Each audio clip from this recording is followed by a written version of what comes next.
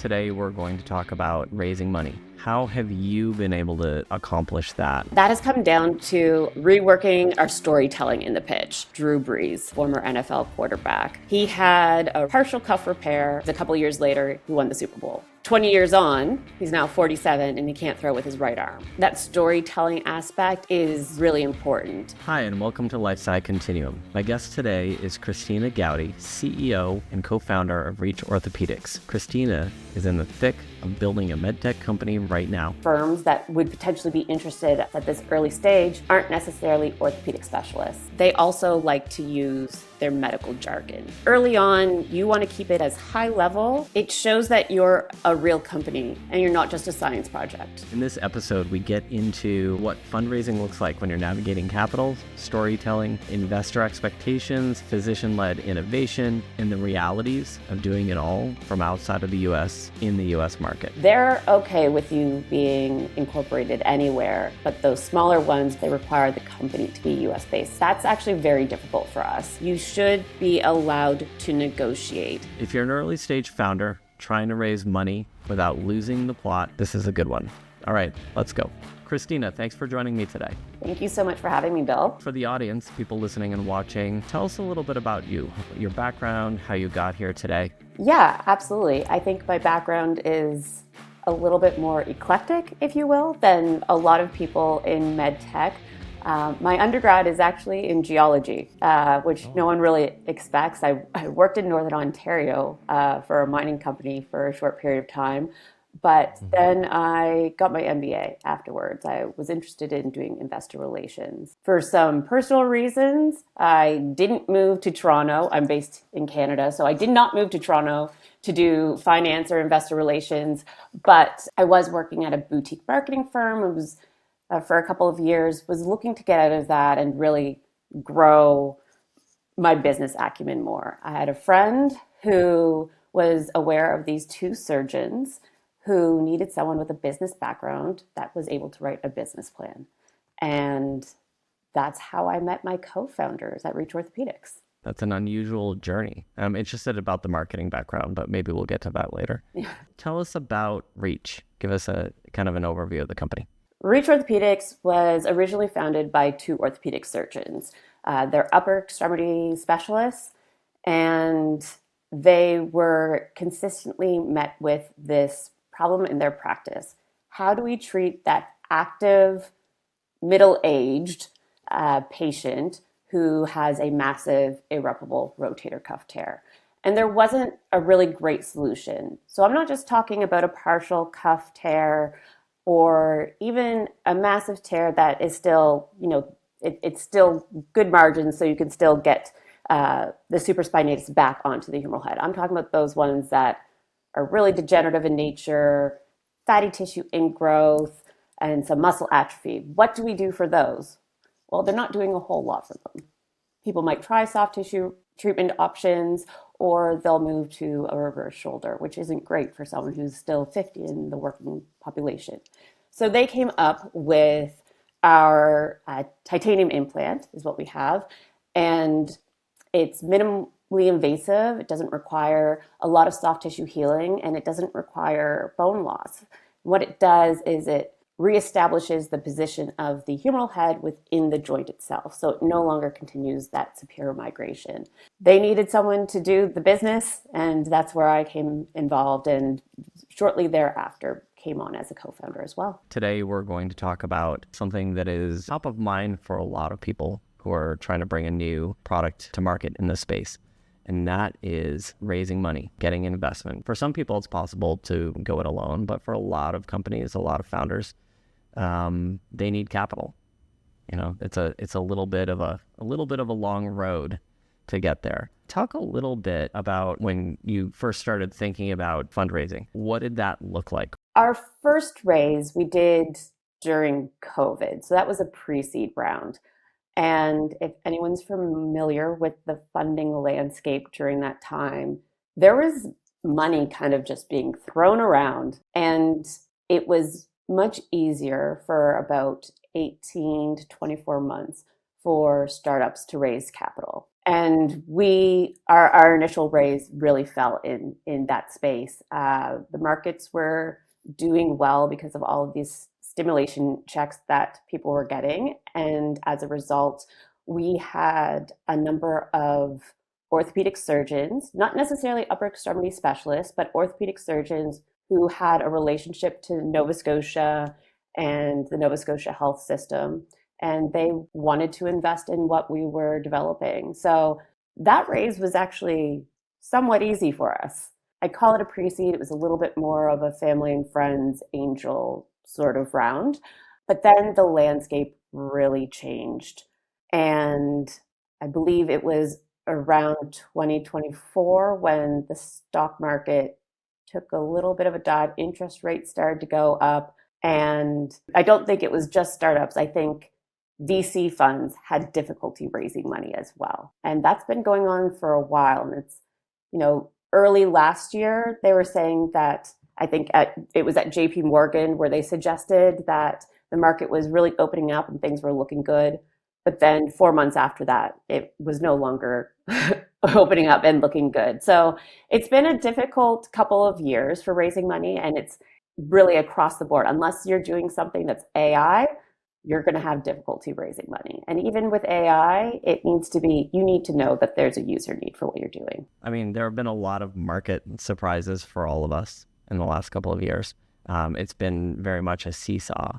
So for you, is there something that surprised you or you learned along the way? What you learned along the way is that you really need to be adaptable. So when we first started our raise, we thought we would have a priced round. So it would be equity based. And we had based what our pre-money valuation was based on some comparables that were, at that point, they would have been 7 years old. So they would have been pre-COVID numbers. That no longer translated into a post-COVID world. And so that was one of those things where we didn't know any better, and we just had to take those investors at their word that no, you're not going to get a raise with that valuation. So, we had to reassess where we were at. Okay, how much do we need in capital? What makes sense so that the founding team still has enough equity in the company that will allow us to continue to grow with the company as well. I think in any good VC firm or investor in general wants to know that the founding team still has substantial equity up to a certain point. You don't want to be too diluted early on. And so, yeah, we had to reassess what that looked like. And then beyond all of that, it's really a lot of firms that would potentially be interested in us at this early stage aren't necessarily orthopedic specialists. And so they're not going to be able to give us a great valuation themselves either, just because they don't know how to evaluate a startup that doesn't have first in human yet. So that's when we switched to, okay, we're actually going to do a safe. That's probably the best for everyone all around. And that's where we're at now. So you need to be willing to adapt with sort of the feedback that you're getting, either from those who are interested in investing or those who just know that you're going to struggle sort of on the path that you're already on. Right. Even though you've laid out a plan and you've spent your time and probably significant resources in putting that plan and that roadmap together, anything can happen. And you need to be flexible. Did you have to adjust your expectations on what you would raise? Or did that change maybe the trajectory of the company at all? Yeah, so we actually had to change not how much we're raising, but how we're raising it. So we're still raising $3 million, but rather than do all $3 million up front, we've tranched that seed round. So we have a seed A and a seed B. Seed A allows us to get to one set of milestones, and seed B gets that second set of milestones. But I still wouldn't call it a seed or a series A. They're still very much so seed round milestones that we're looking for. And one set of milestones leads very clearly into the other as well. So we're hoping that it allows that those seed A milestones provide enough assurance and de-risk the investment enough for investors who we already have on board to invest further, and also encourage those who have just been watching us and seeing how first in human go to then actually put in that investment. One element of note is you are in Canada. So your experience as a Canadian company is, I think, pretty interesting compared to maybe a US company. And I guess my question is, are you focused primarily in, the Canadian market with Canadian investors? Are you, coming across the border to the US? What does that dynamic look like? We're not saying no to investment in Canada, of course, but there's only, maybe a dozen of VC firms or investors that really focus on healthcare. And so obviously we do need to go to the US. That is where the money is at. With that said, a lot of the smaller funds that are typically more willing to put in, even $500,000 into a startup, they require you to be incorporated in the US. Oh. So that's what kind of makes it difficult. Those larger VC firms that focus on Series B and beyond, they're okay with you really being incorporated anywhere. But those smaller ones, because their limited partners require the money to be coming back into the US, they require the company to be US based. So that's actually very difficult for us, because there's some smaller funds in the US that we know we would absolutely, if we were based in the US, would be great. Those funds want us to already be incorporated in the US before they'll even consider us for due diligence. Well, it's difficult for a small startup to justify incorporating the US just to potentially go through due diligence and potentially get that investment without that already in place. We have no problem with, obviously incorporating in the US, but having that confirmation that we will absolutely have investment once it's completed is one of those things that would prompt us to do it. So that does make it a little bit more difficult for us, because we have to then, it can't just be, spend $15,000 on incorporating the US. For a small startup, that's a lot of money. That should be a lot of money for even larger companies, to be honest. Right. It's kind of networking between the Canadian and the US investors to find the ones that are going to be best for us. Luckily in Canada, there is a significant amount of investment that the federal government has recently put into expanding healthcare and the attraction of healthcare startups in Canada. Our Business Development Bank of Canada, they recently started a new fund that's specific for life sciences in that pre-seed to Series A sector. So that's really exciting to hear about. What successes or what stage are you at in raising now? So we are at a due diligence stage with one fund. We're still discussing potentially going into due diligence with another couple. So, just kind of hoping it all comes together, because it is a little bit, you need to speak to one or two funds to convince the other funds to also invest at the same time. So it's just managing those relationships and keeping them all aware and up to date with how things are going. Right. So you've spoken with investors that understand your space, they get what you're doing, but also others who maybe not so much. What are their kind of different needs? What do they need to see from you? And how are those different between those two groups? Because I imagine that a company or an investor that really understands your space, they probably have more pointed and different questions than maybe a more general investor. You want to talk about that a little bit?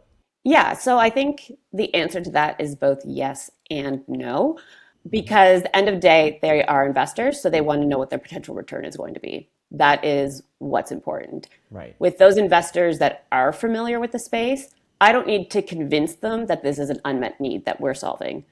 They get that. With those investors that aren't in the space, that can be much more difficult to do, because they just don't realize what a large problem massive rotator cuff tears are. Hmm. And if they're only in their 30s or 40s, they don't really think about it a whole lot either. But I can guarantee that their colleagues who might be older than them or their parents have certainly woken up in the middle of the night with shoulder pain because, they have a shoulder that's not doing so great.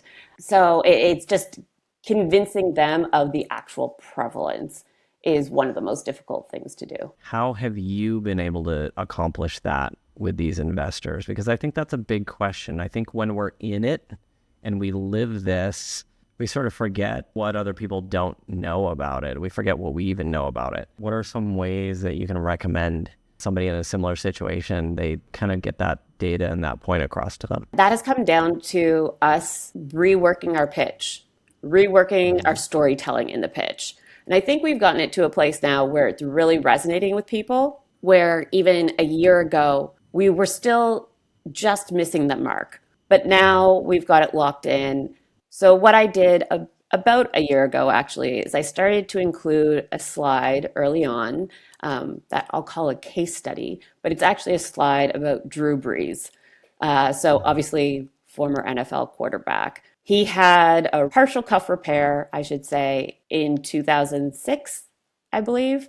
And then it was a couple of years later, he won the Super Bowl. Great, fantastic. 20 years on, he's now 47 and he can't throw with his right arm. And this is a man who made his career on throwing with his right arm. So I think that storytelling aspect and getting it in early on is really important. And even for myself, that's a story that I initially had a couple slides in to our deck when providing our pitch. And I've slowly moved it more and more forward. So it's right there at the beginning. And that's really what hooks people in because it's a name that they know and it's a story that resonates with them. And I think I've been to a lot of different conferences and have seen a lot of pitches over the years. And that is one thing that I recognize that some of the best pitches that I've ever seen do very well. They give you a story up front and then they go into the actual science that goes into what they're developing and then into the market. I think that's a great example because what I see and what I do on a daily basis is, we have an entrepreneur who is extremely proud of what they've created and they just want to tell the world about their technology and what it can do, the features that it has, all the little details that make it amazing. And they, I think, can forget that the person on the other side of the table, whether they're, a customer or an investor or a patient, for them, it's less about that. They have their own needs. They have their own perspective and lens that they look at this through. And they have information that they want. And it's not always the specific features of the product. It's how does this relate to me? What's in it for me? What connects and resonates for me? What I think as a follow-up, he is not a patient of yours, Oh, no, right? not at He is all. not a recipient. So he's kind of stuck, right, with that shoulder. I mean, until we're able to get on market and convince him that this is, or his surgeon that this is a great option for him, of course. But Right. it's an example of someone everyone knows or knows of that, this is absolutely a quality of life issue for them. When he throws with his son in his backyard, he uses his left arm, which I'm sure is still way better than everyone else's right arm, but it's still not his right arm. Right. But it's not just former professional athletes that have this problem. And then I can get into how big of a problem it is. I think what you were saying there is a bit interesting. I was speaking with my co-founders just the other day, and when I speak with them, because they are surgeons, they get into very minute details about the problem or how our implant can help solve this problem. And that's important to know, but they also like to use their medical jargon a lot. Yeah. And that's not important at this stage. I want people to be interested in the story and the company, and then we can get into those details later on. Yeah. That's a due diligence. Let's get further in. Let's not just have a 30-minute pitch. Let's, be on a call together for an hour, have some meetings together, and get into the details. That's when that's important. Early on, you want to keep it as high level, but also, provide the science that you do have at that high level so it's more attainable to a greater audience. Yeah, and I think that's something that's really hard to do if you are the subject matter expert. I think there's definitely people who do a great job with it, but I think more often than not, it's hard to gauge the level that you need to communicate to buyers that aren't you. And the different types of buyers and the context with which you're communicating, we often see putting together kind of like a talking point matrix, depending on kind of what category somebody falls in and what stage you're at in the conversation, to add the most value to the conversation. Because often with some of these things, the person on the other end, they're very busy. They're doing a lot of things, and this is everything to us, but this is just one of many things to them. And so we need to maximize what we're getting out of that conversation. So having exactly the right message for that audience in that moment is really important. That's why you often hear that you should have multiple pitch decks and multiple stories. And I agree to that to some extent. And once you're far enough along, absolutely you should. But when you only have a limited amount of, we don't have inhuman data. We have our cadaver studies and we have data from that. And that's in our deck as an appendix. I do think that it's beneficial to just know who you're talking to. So what parts within your deck when presenting it should you spend more time on? So when I'm talking to surgeons, I go past my first few slides that are about the problem. They know what the problem is. I do not need to explain this to them whatsoever. Yeah. But going into how we're solving the problem and giving them more detail on that, that's important for them. Is this something that you feel that you knew fully going into this situation? Or do you feel like it was more of a learn it as you go or something in between there? Yeah, this was a learn as I go. This was absolutely, I was kind of thrown into the fire and then had to learn to walk on coals. It was definitely a learn as you go.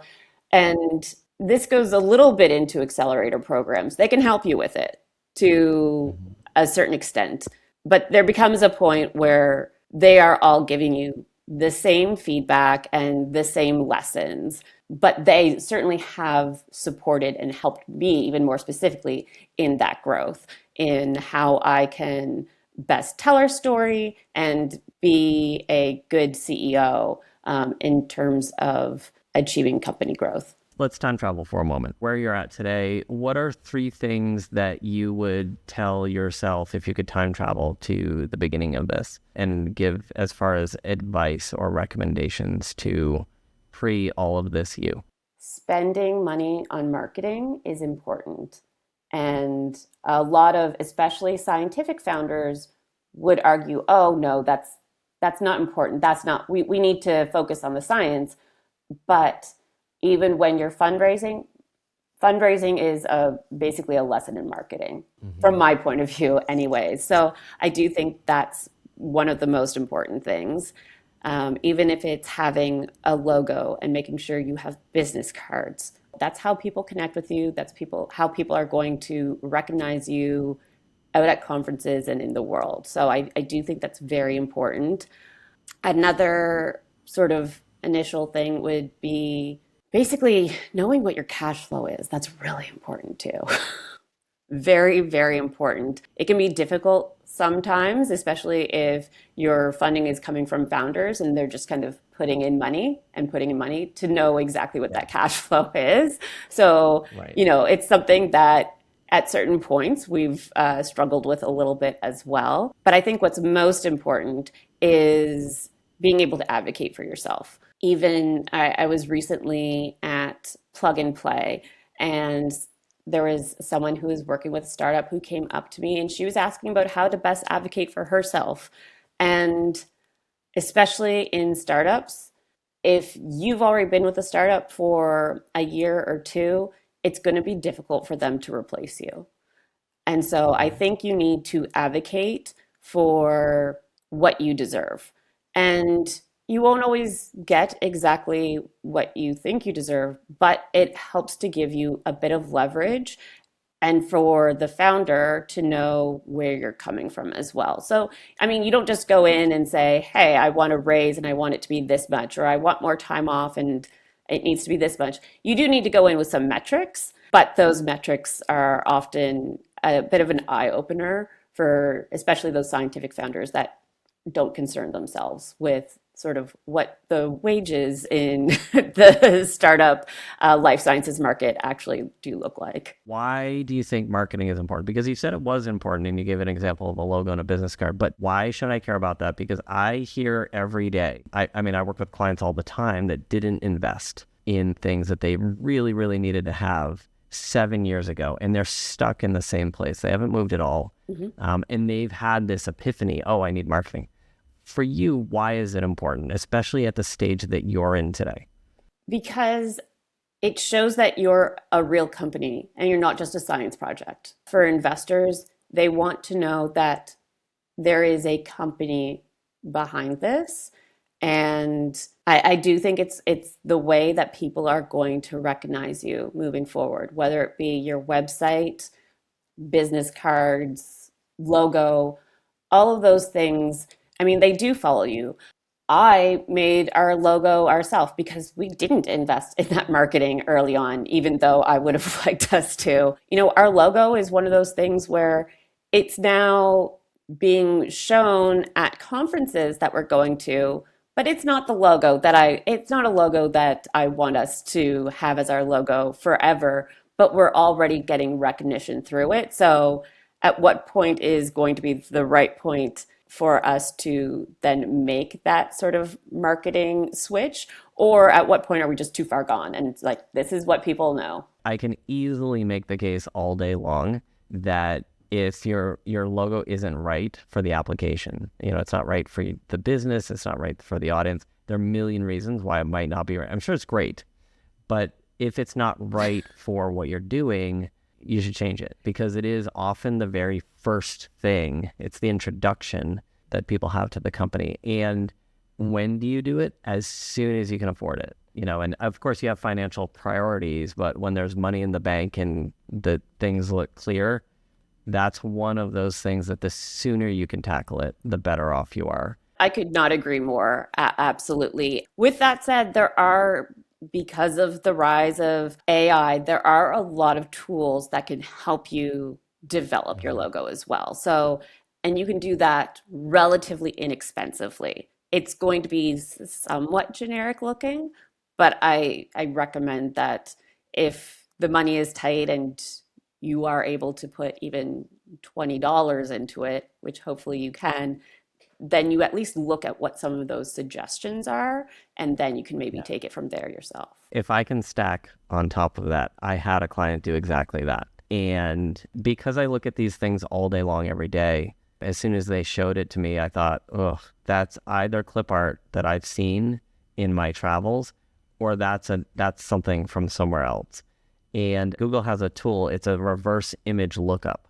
So if you generate something, whether it's through a designer, brand company, or AI, you can take what you're considering for your logo and put it into Google's reverse image lookup. It found an actual company had that logo.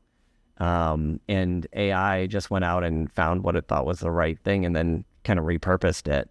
And I can't tell you the legal trouble you will run into. So that's why I suggest you look at what the suggestions are and then make it yourself so that it is different. Yes, absolutely. I think scientists are often in a tough space because I think you have a visual background. So typically for marketing, we have at least some amount of, visual capability. Scientists, I find, often don't. They don't know what looks good. Their expertise lies in elsewhere, and they're in over their head. So they don't have that to draw on. And so they look to somebody, like you to advise them and say, I don't know what it is. Can you just help me do the right thing? So that's important to know. One last thing, because we're just about at time here. Tell me briefly, if you can, advocating for yourself, because you touched on that a bit. In a minute, if you can, dig into that. Why is that so important? Maybe explain it a little bit for our audience who are often, business leaders, entrepreneurs. Maybe we could give them some context why maybe they should listen to when employees are advocating for themselves. I think a lot of founders that I know and have spoken to, we all kind of wish that there was a template for startups, specifically in the medtech, life sciences space. That would be great, but there isn't. And whoever you hire to come onto your team, they're going to basically have to learn how to navigate that specific space that they're in on your team themselves. Yes, there might be support through accelerators or some other advisors here and there, but they're going at it day by day, making their own sort of roadmap. And I don't think everyone recognizes how much that is actually taking on. It's a huge lift. And I know that startups are typically very cash strapped, but unless those founders are willing to lose those employees who have already, they're learning these things as they're going within your company, they're invaluable at that point to your company. The amount of time and money that would have to go on to retraining someone else to pick up where that person left off, well, they're going to have to reteach themselves how to get up to that point as well.